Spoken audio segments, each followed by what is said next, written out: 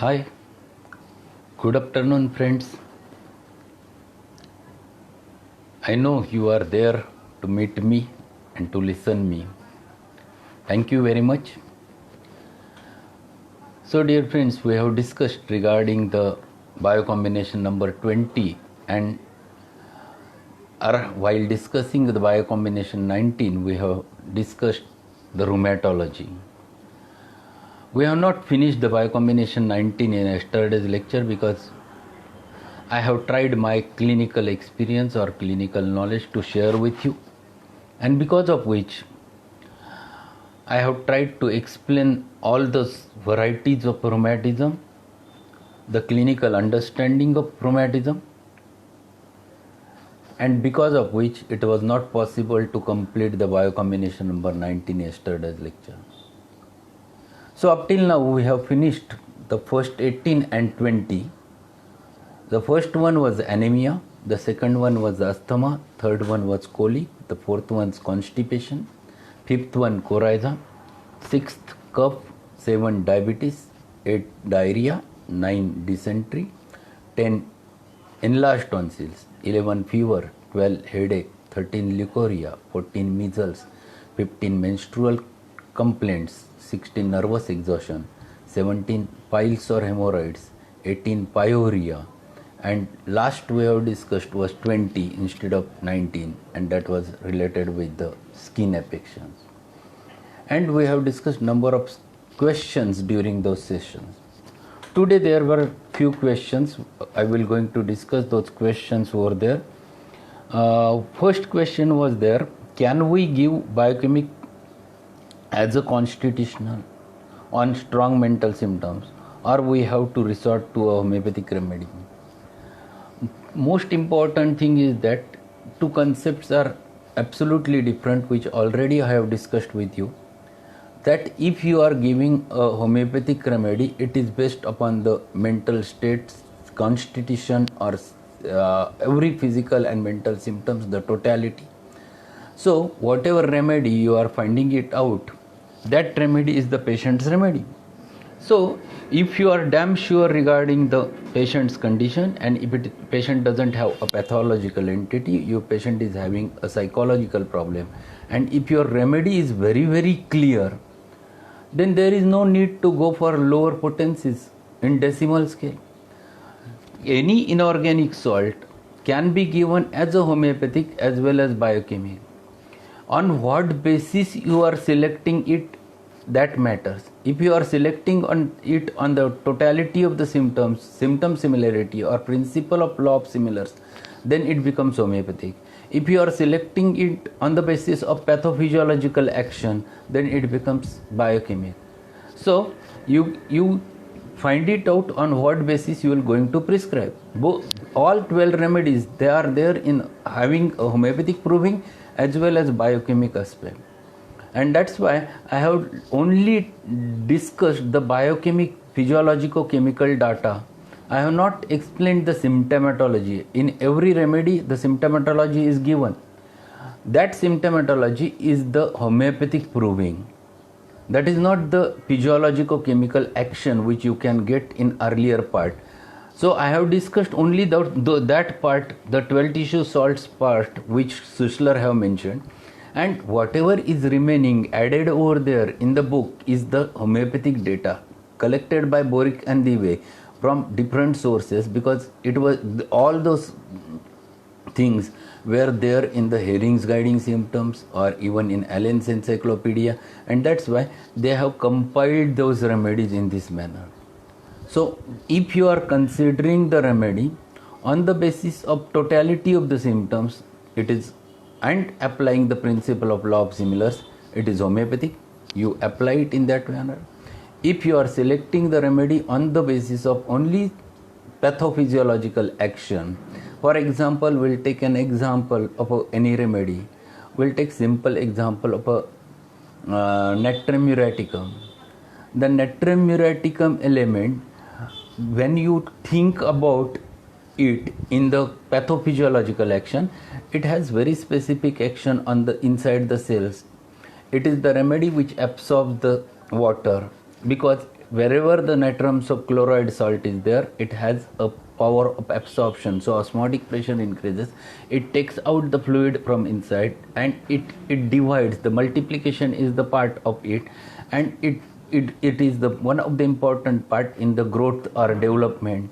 Second important part, it also takes part in the hemoglobin formation.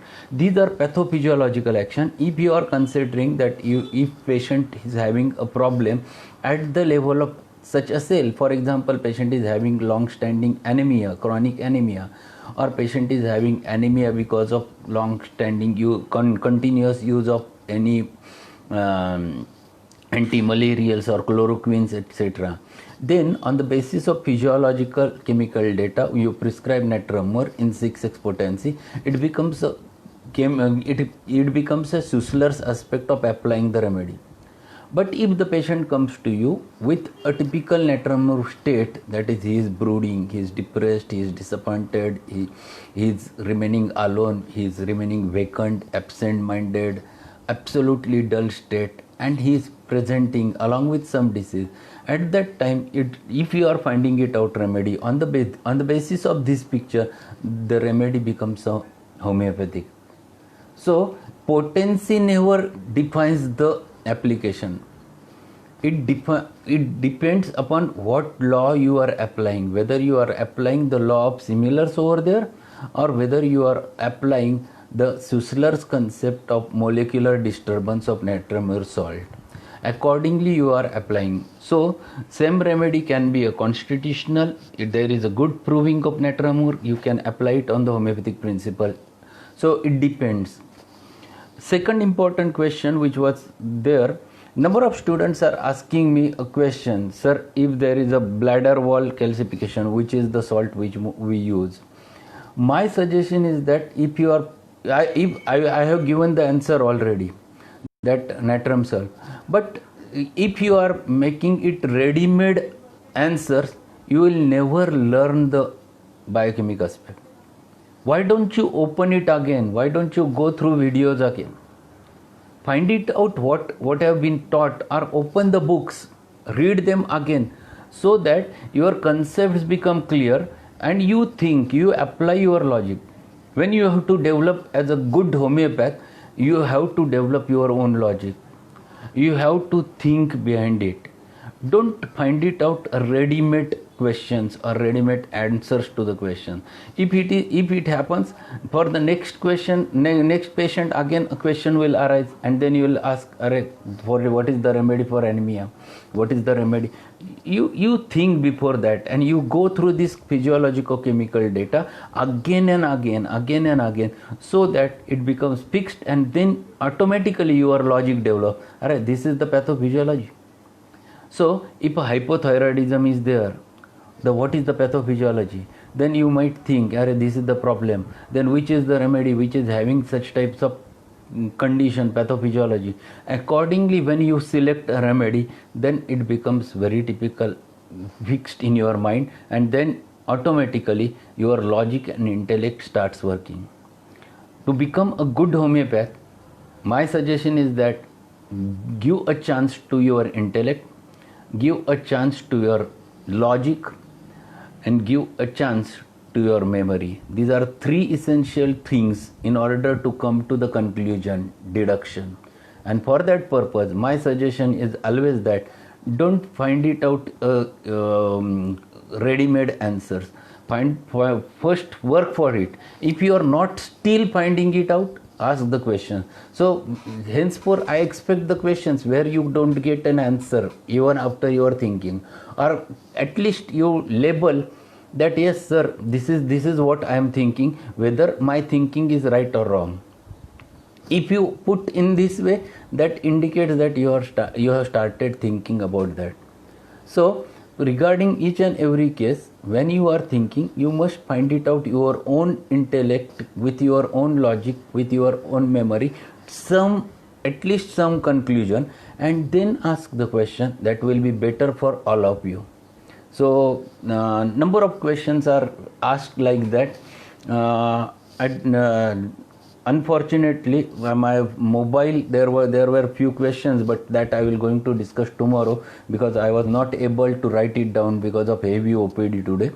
Those questions asked by one of the doctor who was practicing at Ayapata, I will answer his questions tomorrow, because it is in mobile only and I cannot change, because this I have settled a lot. So tomorrow we'll discuss those questions. So basically, when you are thinking biochemically, go through the pathophysiology of the Schussler as well as pathophysiology of each and every disease. So if hyperthyroidism is there, think about it. If hypothyroidism is there, think about it. What is pathophysiology? How this hypothyroidism develops? If patient develops the Crohn's disease, we must open the Davidson. Crohn's disease, what is pathophysiology? How this Crohn's disease develops? If you are getting case of rheumatoid arthritis, open the Davidson, read it again, the rheumatoid arthritis. The pathophysiology which is given in Davidson regarding the rheumatoid arthritis, the best explanation which he has given, how this autoimmune disorder develops and how the joint swells over there and why joint swell. If you are able to understand them, then you can correlate your tissue salts very easily. And this is what I want to suggest for all of you. Yesterday we have started discussing about the 19 combination, and for that purpose I have discussed the rheumatism. We'll revise what we have learned in yesterday's lecture. We have learned that rheumatism, it is a musculoskeletal or joint pathologies which develops over there, and which are classified into 3 different varieties. First variety is inflammatory, second is metabolic, and third is degenerative. Inflammatory, commonest example is rheumatoid arthritis, but all systemic arthritis generally comes with the inflammatory varieties. Second, metabolic, commonest example we have learned is the gouty arthritis. And third one, in the degenerative, osteoarthritis is most common, but cervical spondylosis, lumbar spondylosis, spinal canal stenosis, all those goes in favor of the degenerative arthritis. We have learned that the aspect or when it appears in the second or third decade, you commonly get the inflammatory arthritis. In third to fourth decade, you get the metabolic arthritis quite commonly. And after 40 or 50 years of age, the degeneration, senile degeneration happens, and you get the degenerative pathology over there. And then we have discussed how this rheumatoid arthritis presents, or how it appears, the acute variety as well as chronic variety. Acute, it is bilaterally symmetrical, starts with the small joints and goes towards the big joint, generally associated with systemic problems. So every system, heart can be affected, eyes can be affected, blood can be affected, spleen can be affected, liver can be affected. There are even kidneys can be affected in the inflammatory arthritis. If it is SLE, systemic lupus erythematosus, same thing can happen. If it is ankylosing, same can happen. If it is rheumatoid, the same thing can be happen. And that's why the presentation is very typical. Occasionally it might be monoarthritis, or occasionally it might be occurs to start with in big joints. So this is commonest presentation.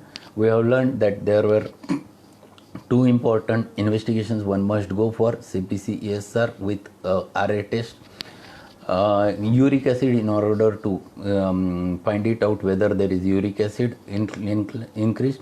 If it is RA positive rheumatoid arthritis, if RA is negative, it is called as RA negative rheumatoid arthritis, because diagnosis never depends upon that test.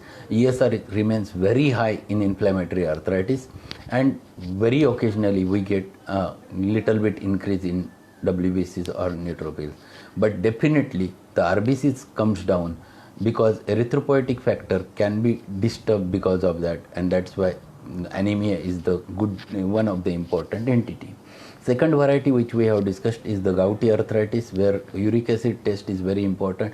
The ball of great toe is quite commonest site of affection. The purine substances or protein metabolism, the product of protein metabolism, excreted product, the uric acid, which gets accumulated in the blood, ultimately remains as a fluid if there is a problem at the natrum phos molecular action, and the sodium urate crystals which develops can get deposited over the joint and produces a gout. That aspect we have discussed in yesterday's lecture. You can find it, you can get that presentation. Acute gout, most common presentation with all signs of inflammation, and when it settles it becomes chronic. You have ample remedies that we're going to discuss now while discussing the gout. Then third variety which we have discussed is the degenerative arthritis. In gout we used to do the serum uric acid along with CBC-ESR. You can get little bit increase in WBC, little bit increase in ESR, but serum uric acid is more than 5.5. Then degenerative arthritis. The osteoarthritis which we have discussed, it is senile arthritis, most commonly affecting the people after 50 years of age because of degeneration. The obesity is most common cause behind that. The weight bearing joints, they are commonest site of affection. That's why knee followed by ankle followed by hip, these are commonest site.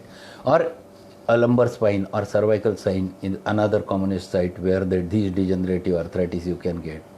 Second important thing which we have discussed, that is the first metacarpophalangeal joint which can get involved over there. Generally this is monoarthritis and affecting late in the life.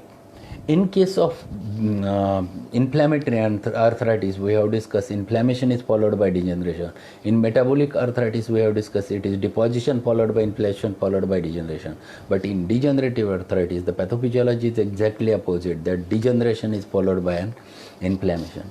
So this is the difference which we have learned. We have learned regarding the all pathologies, cervical spine, the cervical spondylosis, even sometimes you get cervical rib. So clinical understanding of all those pathologies, degenerative pathologies, one must know, and one must be thorough enough how the investigation should be done. So I have suggested you yesterday that if patient is in standing position, the X-ray of a knee epilateral is needed. It is not in lying down position but it's standing. That's what we have learned in yesterday's lecture. So we have ultimately understood the differentiation between these three varieties: inflammatory, metabolic, and the degenerative types of arthritis or rheumatism. Now, if a patient comes to us, how one must approach in such types of cases? That is very important thing. For example, if a patient comes to you, generally we get the patients which are already investigated. So we get records over there, we get everything. We can get all investigations already done, that they have done RA test, they have done CBC-ESR, they have done even sometimes the CRP levels, ASO titer, all the reports generally they used to do, because that was done in order to tell the patient, yes, you are suffering from rheumatoid arthritis and you have to keep this arthritis forever in your life. In such a manner they talks with their patients, because to tell the patient what they are suffering from. For that purpose the investigations were done, and to find it out prognosis and tell the patient it is not curable with allopathy. You have to remain on treatment forever. You don't have to discontinue the remedy. In such a manner the modern science looks towards it.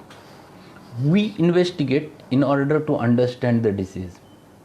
Yes, what may be the complication, what may be the probabilities, what may be the prognosis, but we have the concept of causes of chronic diseases, and we understand the exact cause, whether it is psoric, whether it is psychotic, whether it is epileptic, whether it is mixed miasmatic. So our approach is not like that. Our treatment never depends upon labeling the disease, whether it is rheumatoid or whether it is osteoarthritis or whether it is a metabolic arthritis. Our treatment ultimately depends upon the totality of the symptoms. That's very clear.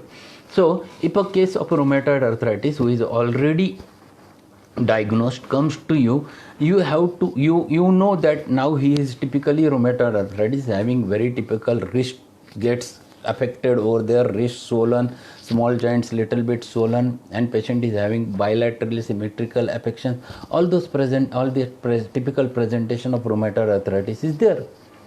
Now question arises, how to approach with homeopathy. My suggestion is that you find it out the totality. You complete the symptom. You find it, ask them details regarding location you can locate, but about the sensation, very important. Sensation part is very, very essential, because in sensation, generally patient talks in their own terminologies, and that is individualistic. They are subjective. So some patients come, doctor, इतकं ठस ठस ठस ठस होतं. ठसठस होण्याला आपल्याला शब्द काय हा माहिती पाहिजे. We must know what exactly the word is there. It is throbbing, but if you find it out in the repertory, there is no throbbing. For throbbing, there is another word, pulsating. So for every type of specific word, we must know the exact word in our repertory or in the English. So if say patient says that आत टोचल्यासारखं होतं, you must know the stitching type of pain, because it differentiates. Subjective feelings are always individualistic, and this differentiates the remedies.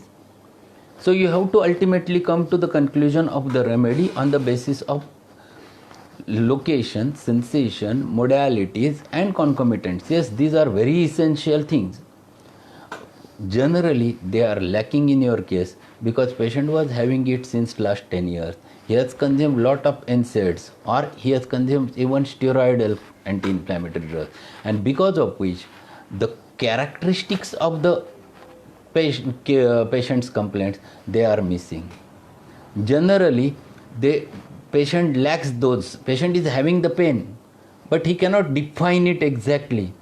He is not able to tell you exact concomitants. He is not able to explain exact sensation. He is not able to explain exact modality, because these are missing in those cases which were there at the start of case. If patient recollects, it's better to find it out a remedy, but generally patient forgets exactly modalities, sensations or concomitants at that time. And in such types of cases, ultimately you have to take into consideration the whole patient. You have to take the detailed case of the patient, and you have to find it out a miasmatic constitutional remedy. No, you should not go directly, yes, by 19 combination is for rheumatism, give 19 and will get result. Don't expect like that. Ultimately you have to work hard. You have to find it out remedy on the basis of all those things. You have to take into consideration the whole constitution of the patient. Generally the miasm is psychotic, or it is psychosyphilitic if it is rheumatoid arthritis or ankylosing spondylitis. And at that time, with this background in mind, we find it out what may be the constitution, whether it is correlated with the miasm. Sometimes it might be correlating with the miasm, sometimes it might not be. So if you are getting a case which is having very short stature, short neck, short extremities with pot-bellied abdomen, a typical psychotic constitution, having the rheumatoid arthritis, your work becomes very simple. Because a constitution also defines the miasm, same miasm, and your patient's complaints also defines the same miasm. Your remedy, finding it out remedy becomes very easy. But sometimes it happens patient looks psychotic but his features are all syphilitic. Then you have to tackle that with the help of first either with presenting features or either remedy which covers the psychosyphilitic aspect of the patient. So here you have to find it out a remedy on the basis of whole thing, that is the constitution plus miasmatic force with the totality, and you have to choose your homeopathic simillimum over there. And then you have to turn towards the biochemic remedy. My suggestion is always that don't directly go with the biochemics. First think about, because the cause is dynamic, cause is hidden, cause is miasmatic, cause is from generations together. It is not a present cause which is responsible to produce a rheumatism. Ultimately you have to take into consideration all those things when you are dealing with such types of inflammatory arthritis. So don't consider, yes, patient comes to you with presentation 10 years of rheumatism and you give belladonna to the patient and patient will going to get cured. Don't expect that. If you are finding it out that it will be only palliative effect you are going to get for time being. It will not going to get cured with that. If that patient is settled with or he gets palliated with that, you have to find it out a complementary, you have to find it out a constitutional, you have to find it out anti-miasmatic remedy to complete that cure. So presenting state of totality can give you a presenting state of the patient. If you tackle that with an acute remedy, you have to cure that patient with the help of anti-miasmatic remedy, specifically if it is inflammatory variety. Question arises, what biochemic remedy you will think about it. I will suggest that with what presentation patient comes. If a patient is having a typical inflammation over there with an effusion, because effusion is quite common with the rheumatoid arthritis, so there is edema around the joint.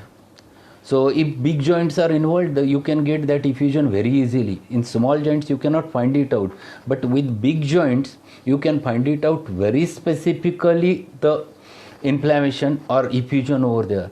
And then you have to think, in such types of cases, patients presenting with a deformities, patients presenting with inflammation, presenting with the effusion along with that, so you have to take into consideration all stages of inflammation over there.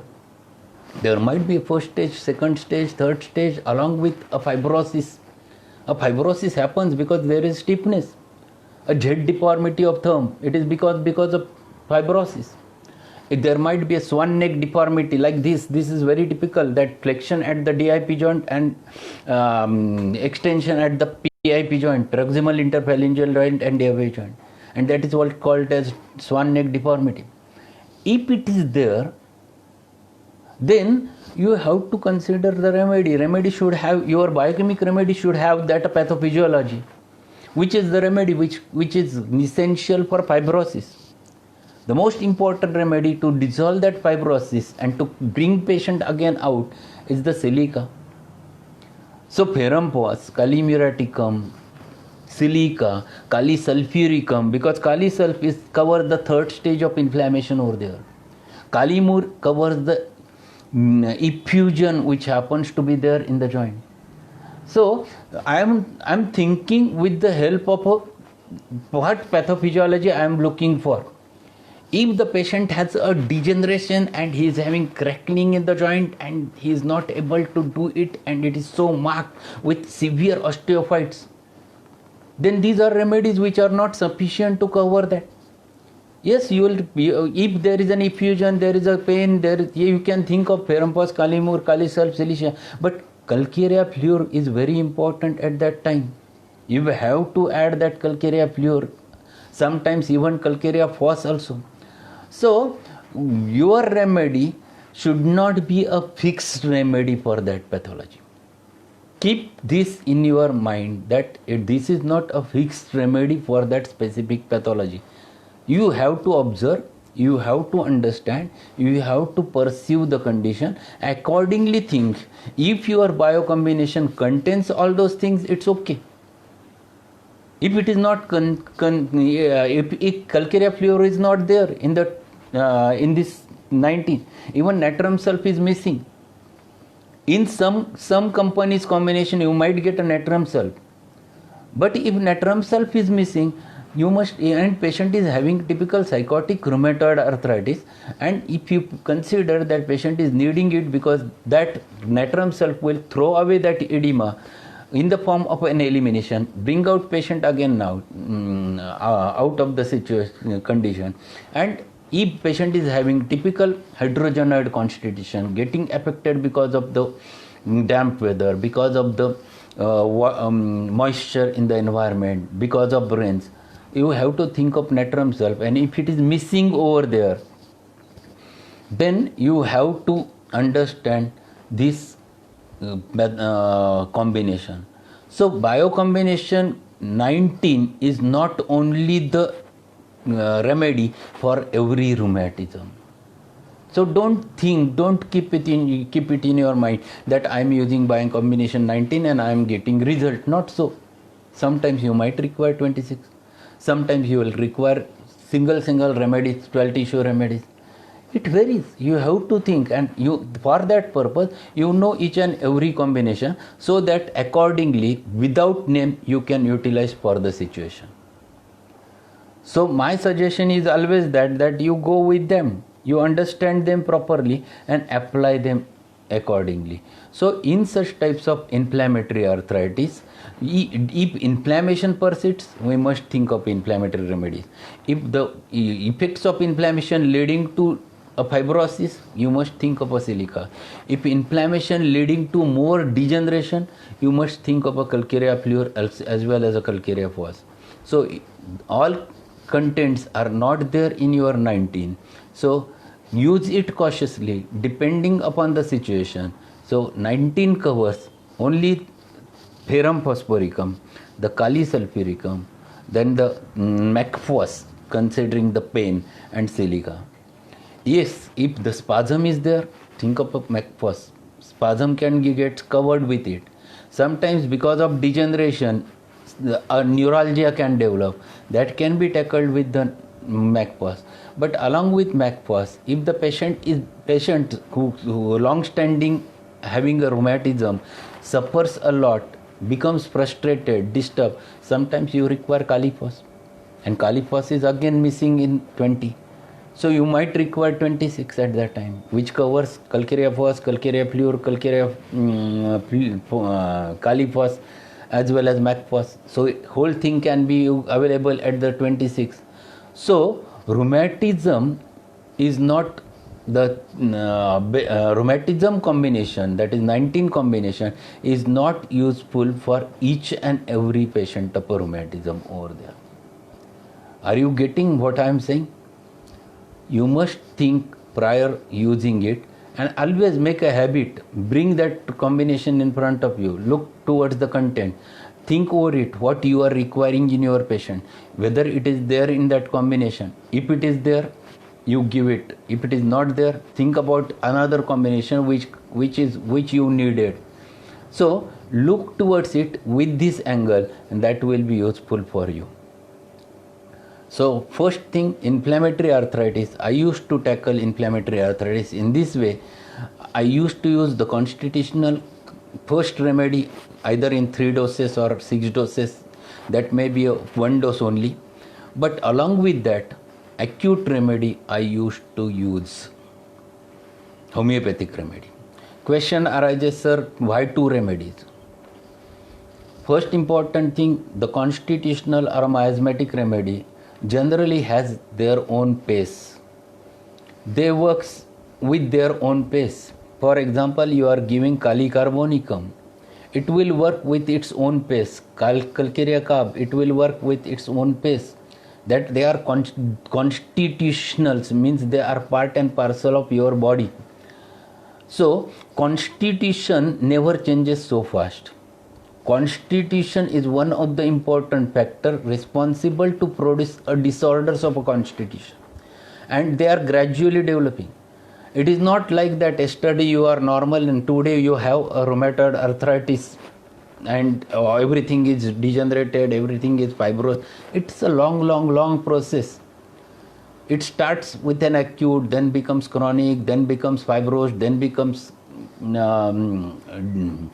what you can say, degenerated. So all those things happens over there. It's a long standing period. So when you are finding it out a remedy, that will also take a long time to tackle all those situations. And don't expect that you have given Kalika, we have given placebo, and patient will be better within 15 days. If it is so, then it becomes very simple to practice homeopathy. Why number of people are not doing homeopathy? Because they don't know other than this. And if it is such condition, because if you are very clear about your ideas and very perfect about all the things, but if you are not able to produce results within first 15 days, patient never comes to you. This is condition I'm explaining at the taluka level. I'm not discussing regarding what happens in Mumbai or what happens in big cities, but I'm telling you a very common situation, and that's why people never dare to practice homeopathy, because they have been taught that single dose forever works completely. If it is so, it's too simple to practice homeopathy. It's not so, and that's why you require help of a acute remedy, because patient comes to you even though he is in a chronic state. You have to tackle his acute state, and that acute state depends upon, or that remedy depends upon, patient's presenting features, sensations, modalities, concomitants, site exactly where the patient is having the problem. So I will give one example, then you will understand how I select the remedy. Patient comes to me with a rheumatoid arthritis, diagnosed case, and he is diagnosed since 10 years, and today I have taken his case for example, and he is presenting with severe effusion is there in the right knee joint, and he is having very typical pain which is aggravated by slightest motion, and joint was big swollen like that. It looks like that, and it is there since last 10 years. Generally it happens on one side, then it turns toward the another side also, sometimes other joints also. But today he is in grave situation with right knee inflamed with effusion, and he is having typical patellar tap positive. You examine him, and typical modality that aggravation by slightest motion. He is not able to even fold his knee. He is not able to walk few footsteps. There is severe pain. You will suggest that, sir, it's too simple to give him bryonia.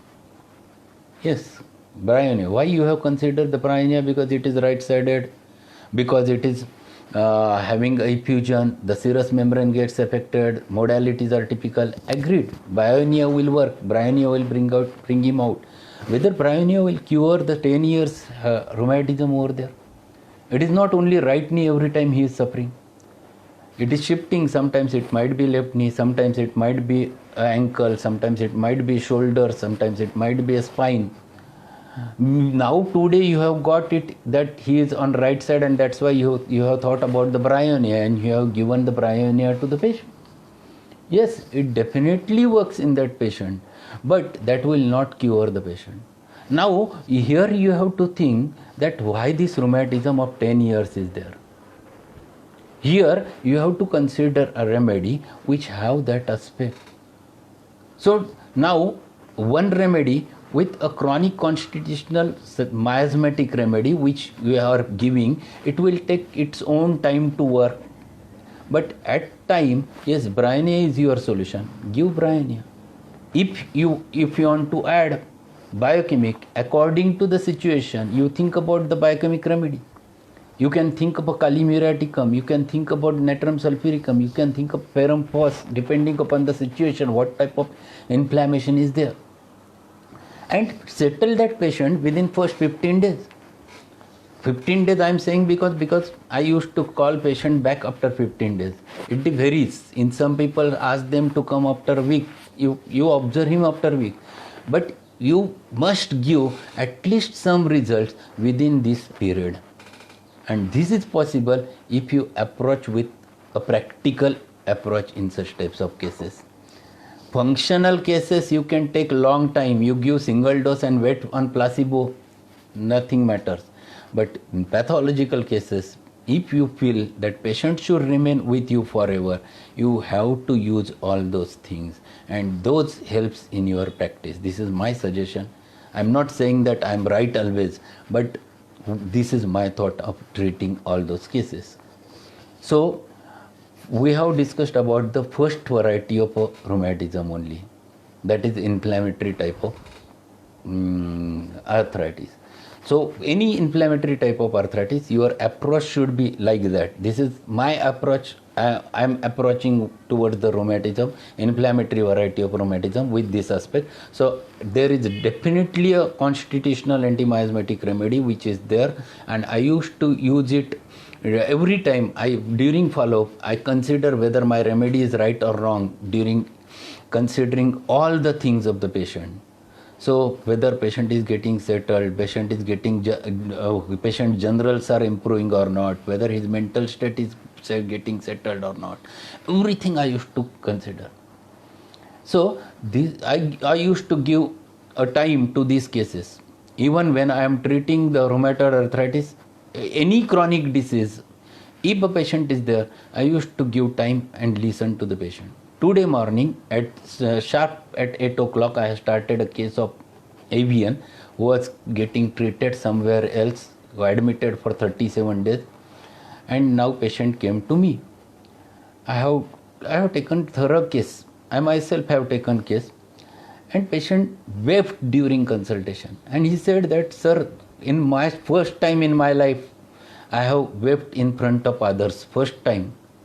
Even I was admitted, I have not have these feelings, but I don't know, but I felt that I must share, and he explained whole case behind that, and I have considered the remedy on the basis of that. Along with, yes, of course, I have given him biochemics or acute remedy to tackle that his situation. He was in a grave condition. He was having right avian, post-traumatic. But everything I have considered while considering that patient. So my approach is always giving a constitutional anti-miasmatic remedy with an acute remedy, exact finding it out where I want the result. Patient was having problem at the cartilages. Cartilages are there at the femoral head, and that cartilage gets degenerated very early because of lack of blood supply. We have a good remedy which has a cancer miasm, degenerative miasm in it, is Ruta. I'm using Ruta in such types of cases, and Ruta works. This is my application. You might feel it might be wrong, but this is practical approach, and patient gets settled very easily. I used to give it in 10 m potency in repeated doses. 10 m repeated, Ruta 10 m 3 times a day. So 2 times a day for 15 days. I know that after 15 days he should walk clearly. And then I stop giving Ruta or gradually reduces dose. But to start with, I'm using the Ruta 10M. So depending upon the site of action where exactly the remedy works, on that basis I used to select remedy in such types of cases. So this is first part, that is the inflammatory variety of rheumatism. Now the second variety will turn, that is the gouty rheumatism or metabolic disorders. And you know that metabolic disorders are very, very, very difficult to treat, because number of times patient comes to you with the same problem again and again. Gout is one of the condition. Here you have to find it out a remedy. Yes, constitutional remedy you have to find it out. That is again my approach, to find it whole case, because acute gout very occasionally you get in your practice as a first attack of a acute gout, and patient comes to you. If patient is there with you forever, patient will going to come to you, he will not go run away towards the orthopedician. But these are rare incidences. If it is acute gout, and if you are able to find it out a very acute remedy, depending on the presentation, location, sensation, modality, concomitant, totality, and you find it out remedy, might be a colchicum, might be anything, you give it and you patient settles, it's very good. But if he develops a gout and settle with colchicum, why that gout is there, that also you have to treat. So it is not that with acute gout you have given acute remedy, patient settles and leave that patient. Don't do that. Then patient will return back again sometimes. And if he returns back again, then it becomes little bit difficult. So instead of that, finding out why the patient is suffering, ask the patient that you are suffering from such and such disorders, investigate him, and if he labels that gout, tell him that why a gout develops, how this gout develops. what he should avoid. Generally what happens that patient simple things are told to the patient, तुम्ही protein फक्त खाण्यातलं बंद करा. Our patient doesn't know what protein is. Someone tells in Marathi, प्रथिनं खाण्यातलं बंद करा. प्रथिनं नाही माहिती, protein नाही माहिती. In which are the things which contains the protein, that one must tell. Ask them clearly that protein is there in which food items. So proteins are there in all types of pulses. डाळींमध्ये असतं सर्व प्रकारच्या. So all those are very very important. So you have to tell them, yes, the कुठल्या डाळी खायच्या, which डाळ is very important and which is causing the uric acid. Generally it is तूर डाळ, हरभरा डाळ, उडीद डाळ. These are three. Generally no one understands about this उडीद डाळ. मग then you tell them that idli, uttappa, masala dosa, dhokla, all those things they should avoid. Farsan, bhel, because it contains that very specifically. They are very very very important entities in your practice to tell the patient, yes, this causes a problem, this causes a trouble, so you avoid them. Or if you want to eat, you eat 2 or 3 mouthfuls. Yes, there are patients, because all those things are very tasty, and that's why generally what happens, I used to tell the patient, I know that you like this, but when you take a first mouthful in your mouth and you taste it, later on when whatever you are eating, it is just that putting the things in your stomach. You are not eating with a taste the other mouthful. So if you feel that you want to eat that, take 1 or 2 mouthfuls and take it that much and sufficient. Then you stop and then you go with anything. If you tell them clearly regarding all those things, then it becomes too simple. So I ask them to avoid the meat, chicken or fish, because they are the products which are responsible to produce a gouty attack more commonly. So giving this advice to the patient is very very essential. One thing I forgot to tell you while discussing inflammatory arthritis, what you will going to advise in inflammatory arthritis. Basically, there is a stiffness which is most common, and patient, you have to advise that hot fomentation is very important. Again, one more thing you have to specify over there. If you want to relieve that stiffness with the help of hot fomentation, it should be dry heat, it should not be moist heat. What happens if you tell them that garam shekwa, they used to take the hot water bag, and hot water bag is nothing but the moist heat, and that causes aggravation. So instead of that, ask them that you use a dry heat, either a heating pad, electric heating pad which you can use, or keep a cloth on heat anywhere near the heat and make it warm and apply over the joint.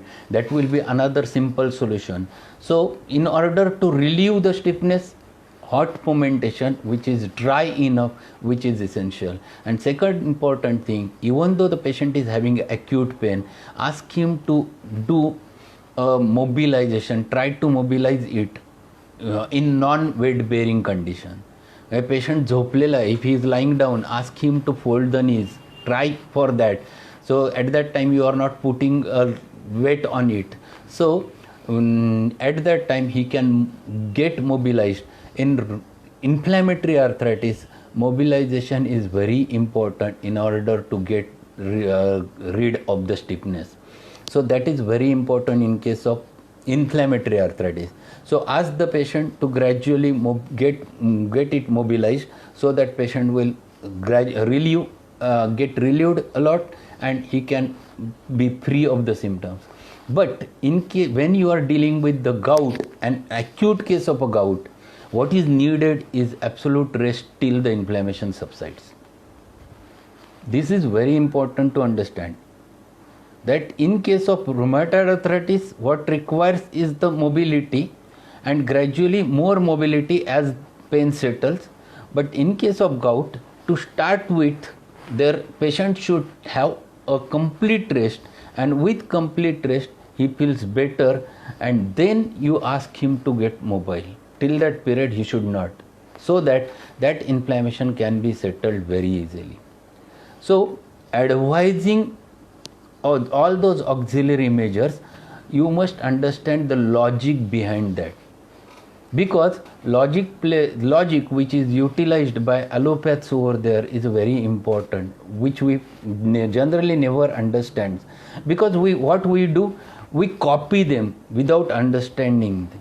Why they are asking such and such things, why they are asking very specific exercises, why they are asking that during acute pain patient should not get mobilized, because these are the things which are essential in if there is acute inflammation, if you are asking the patient to move, it aggravates the condition. Second important thing, one more advice, if the patient tells you, doctor, if I move I feel better, yes, then it is a condition that you ask the patient to get mobilized, but not every time. So this depends upon the modalities of the patient also, you have to take into the consideration. So gout, this advice is very essential. The diet, which is very essential to tell them. Plenty of fluids is very important part in metabolic disorders or gouty rheumatism. Plenty of fluid, so that will be dissolved more easily, and patient can pass urine, and it is useful for the patient. So I used to ask that thing. One more practical hint I want to share with you. If allopaths are using our homeopathic remedy in the material form in order to reduce the or remove the crystals from there, that is the colchicine, that they uses the same principle which is used in homeopathy. We use the colchicum, they are using the remedies prepared from it, and for the purpose of a gout, that is the remedy. So why not to use our own remedy in order to remove that crystals of uric acid very early, depending upon the patient's condition, depending presenting features. But few remedies, the colchicum acts very acutely, can remove the crystals very easily. Berberis vulgaris is one of the mother tincture, very useful in such types of cases, which takes away the uric acid crystals very easily. I used to use that also in acute cases, depending upon the symptomatology. So it is not fixed thing that I am using very specifically Berberis vulgaris to each and every patient. It varies, but accordingly these are the hints I am using in the material form. Mother tincture is a material form, but logically when you think and you have to relieve the patient within a day or two, if he is suffering with a very acute problem, this mother tinctures helps a lot. Colchicum as an acute remedy works definitely in such types of cases. There are much more, lot of remedies are there. You have to select them on the basis of pathophysiology, on the basis of symptom similarity. But these are the practical suggestions which I used to use in my practice and I am sharing with you. So in such types of metabolic arthritis, you find it out whatever may be the simillimum, but if you want to relieve that will be very important, and patient remains with you because he knows that homeopathy also has an acute solution for that condition. So this is second variety which is very essential. If his uric acid level is more, ask them to do a creatinine as well as blood urea also. If it is nephritic pathology causing a problem, you have to understand that. So gout is not the result of just eating more proteins and gout develops. It might be because of the kidney pathology. So that also you have to take into the consideration when you are treating the gout. Ask the patient to go for investigation and find it out. If it is normal, it's well and good.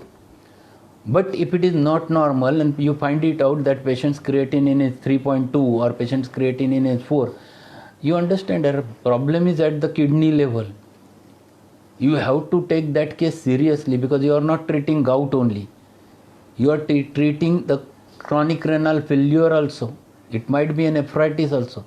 So investigating that patient properly is a very important entity in such types of cases. Okay, so think logically. Always whenever you are treating any patient, your mind should run fast, and mind should run with all probabilities in your mind, what the patient is exactly suffering from. So rheumatism, tackling the rheumatism is not a simple issue, because when you are treating all those things in patient, in knowingly exactly what patient's pathophysiology is there and what may be the exact diagnosis, your treatment becomes now very simple. If that patient is having a kidney failure and uric acid is the result of that, your line of treatment and management totally differs. There might be some people who will going to cross with me. They will say that it never depends upon that. No, I am with this, that you must know what exactly the patient is suffering from. It never depends upon only the symptoms. You have to understand exactly what you are treating. Then you find it out similimum on the basis of symptom similarity. But because if you are treating gout with the help of your regular approach and patient's creatinine is increasing and you don't know that he is getting edema over the body and he is getting puffy over there, and later on he goes to the somewhere in other practitioner and he examines, he asks for creatinine and his creatinine is more increased, and he immediately criticizes you at that time. Alright, doctor, he doesn't know the things that this much of edema is there, and he has not known that renal failure. This is too important. So don't leave any patient casually, or don't treat any patient casually. Understand him properly so that you can analyze it properly before prescribing. This is my understanding when I am treating the cases. One patient came to me. I will share one more example and then we'll turn towards the last, or if it remains, because that is also a big issue I was to tell, that is degenerative arthritis. But degenerative arthritis, I think tomorrow's lecture might be required to explain the degenerative arthritis. But I will explain one case who came to me. I got a phone call early in the morning. One of the colleague friend, not from colleague, he was a friend, and he asked me, "Sir, तुमच्याकडे एक patient आणायचा. I want to bring one patient to you. He since 8 days he is having vomiting, and his vomiting is not getting settled. Everyone says that he is having very severe acidity. They have given lot of acidity medicines. Even he was taken the injections for that, but still vomiting is not stopped, and they want to consult you. And because now everyone is saying that homeopathy will do better aspect for that patient." Patient came to me at 10:30, 11 o'clock. I looked after the patient. Immediately after looking towards the patient, I felt that he was having little bit edema over below his eyelids, and asked him that what exactly your problem is. That is his question. "Doctor, since last 8 days I am having very severe headache and vomiting, and nothing I am getting digested. I have taken this much of," he has taken the ranitidine, he has taken the omeprazole, he has taken the rabeprazole, all those different prescriptions were there. Even he has given ranitidine as well as that ondansetron or something like that, antiemetic, and he was not getting settled. I asked him, "Sir, I will take your case later. First lie down." I checked his BP and his blood pressure was 230 by 140. I have checked it 3 times and it found similar. Asked him that you are having different problem, that's why you are having vomiting. I am quite sure you are having a problem at your kidney level, just get examined. Asked him to do a blood urea, creatinine, CBC, everything. But I was in, this is uremic headache and uremic vomiting. That was my clinical diagnosis. Asked him to do that, and when he came with reports after 1 hour, that blood urea was nearly about 150, his creatinine was 7.3, and he was in that condition. Now tell me that, look, if you are not able to judge this patient properly, you would have also missed that case. Number of allopaths missed that case. I have diagnosed him, then I have taken his case, I have started treatment, I have taken nephrologist opinion, because ultimately he was from a very big family. So nephrologist told him that yes, diagnosis is very correct. They told him that we'll manage with the medicines. If it is not possible, then we'll think about dialysis. If it is not possible, we'll think of kidney transplant, because patient was quite young, he was 42 or 43. So this is what you have to understand when you are dealing with the patient. You have to know clinically everything. And my suggestion, my dear friends, that you must read all the pathologies very clearly. Give ample time to medicine, to surgery, to gynecobstetric. Every pathology you must know by heart. If you are able to understand them clinically, you can treat them very nicely in your practice. And that is my last suggestion. I think today already 1 hour I was discussing all those things, and we are not yet able to finish the 19 number, because rheumatism is my very hot topic. We have discussed, since yesterday we are discussing this rheumatism, and we have discussed only 2 varieties till today, that is the inflammatory arthritis as well as the metabolic arthritis. One entity which I have kept today, it will be not possible. I will give whole lecture for tomorrow's lecture for the third variety, that is degenerative arthritis, because degenerative arthritis is very important and most common in your day-to-day homeopathic practice. If you approach with proper homeopathic management, you can treat all types of degenerative arthritis. I am damn sure about it. And you get very much fame after treating all those cases. So my suggestion is that we'll meet again tomorrow. Only thing is that tomorrow it will be not on my regular Facebook account. Tomorrow's lecture will be there on our group page. You know that the Divine School of Homeopathy group is there on Facebook. Tomorrow's lecture will be on the page of a homeopathy group, the Divine School of Homeopathy. So link will be sent on Facebook also, and link will be sent on the our groups, homeopathy groups also, so that from tomorrow onwards we'll take the lecture on our Divine School of Homeopathy group on the Facebook. So get attached with that. Tomorrow we'll have a big topic of degenerative arthritis, the osteoarthritis, the spondylosis, cervical, lumbar, stenosis, all those things, all degenerative pathologies we're going to discuss with all the every homeopathic management I used to use in such types of cases. So thank you very much attending this session. Again, a request for all of your friends and all of your colleagues to subscribe our homeopathic YouTube channel, so that you will get intimation regarding all those things, new videos uploaded over there. And tell all your students, colleagues and friends to join this propagation of homeopathy in the layman's.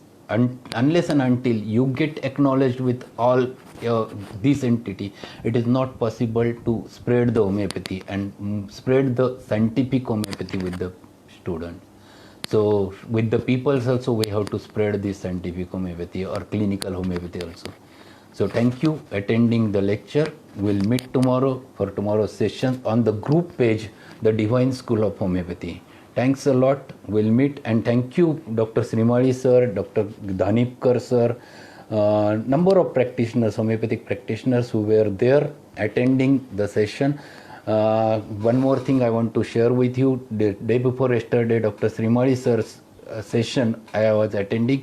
I have learned a lot from him. I was not able to attend last sessions because of I got an emergency with my father, and that's why last thing I have missed.